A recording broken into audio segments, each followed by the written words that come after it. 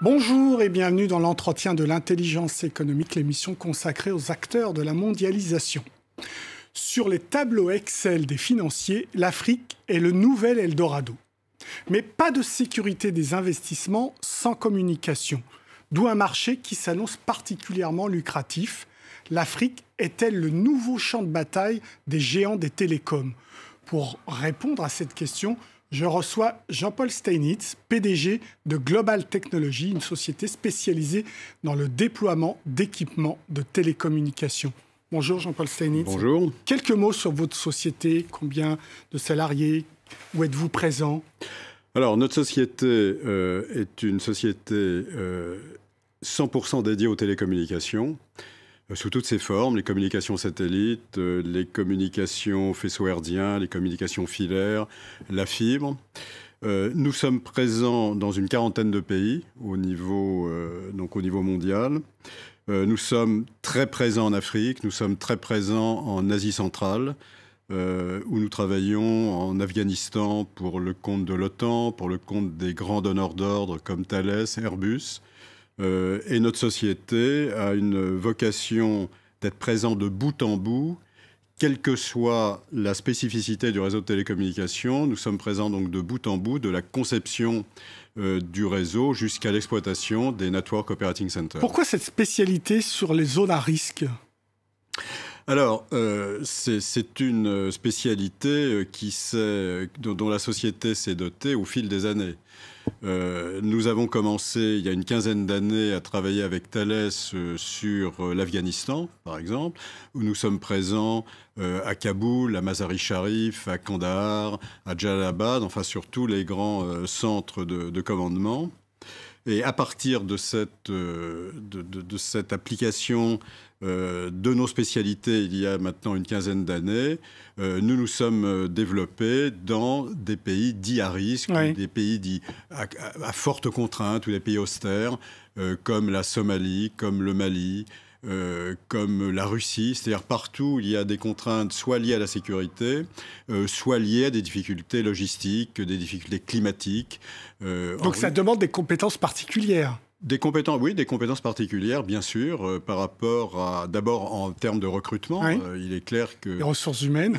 En matière de ressources humaines, il y a un sociotype qui est associé à ce type de projet et qui n'est pas monsieur tout le monde. Et en matière de technologie? Alors, en matière de technologie, les problèmes sont très variés.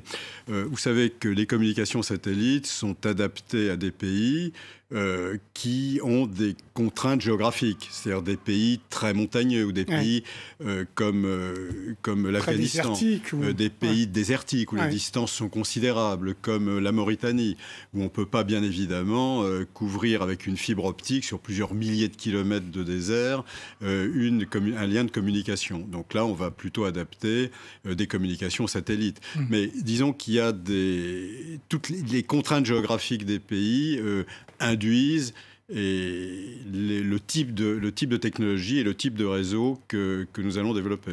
Un beau marché, le continent africain? Alors, le continent africain c'est un marché difficile parce que notre société est souvent confrontée à des problèmes liés au financement des infrastructures.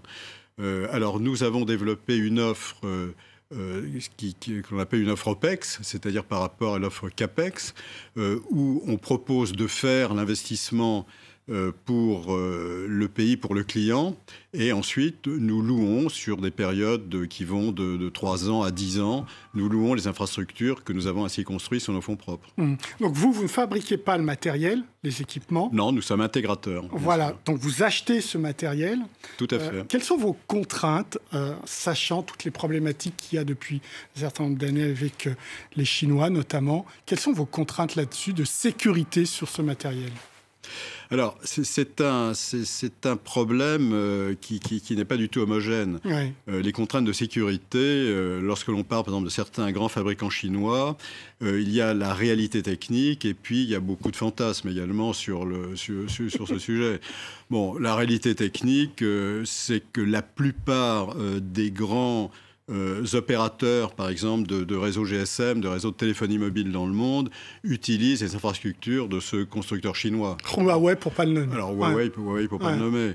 Cela étant dit, il y a une guerre actuellement américano-chinoise visant à redonner aux États-Unis la prééminence en matière de fourniture d'infrastructures.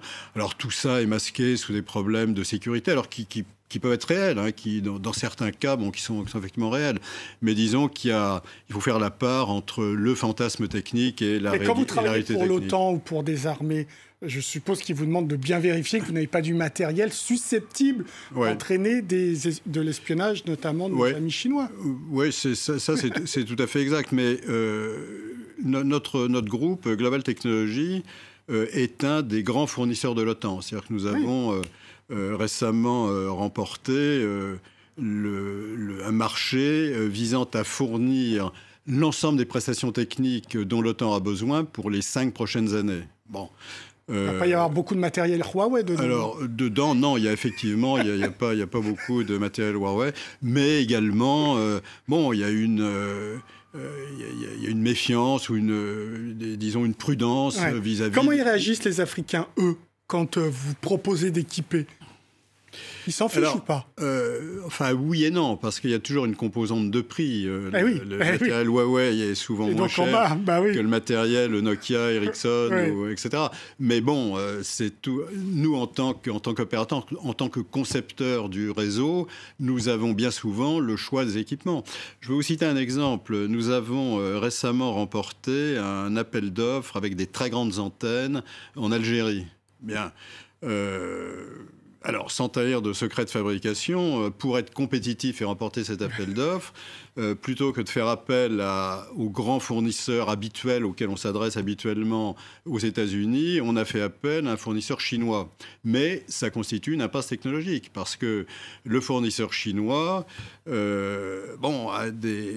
a des standards de fonctionnement sur papier que l'on devra vérifier en Chine avant l'expédition de ces très grandes antennes, par rapport aux amplificateurs, par rapport au BUC, par rapport au LNB, etc., etc. C'est-à-dire qu'on va concevoir en fait un système qui va être conçu, assemblé par le laboratoire d'une de nos filiales, donc Metracom, mais charge à nous, après, disons que c'est un certain niveau de risque par rapport aux fournisseurs américains. Donc vous savez qu'il y a une pression du président Trump pour que les Européens ne fassent pas appel sur la 5G aux technologies chinoises de Huawei. Est-ce que vous vivez la même chose en Afrique ?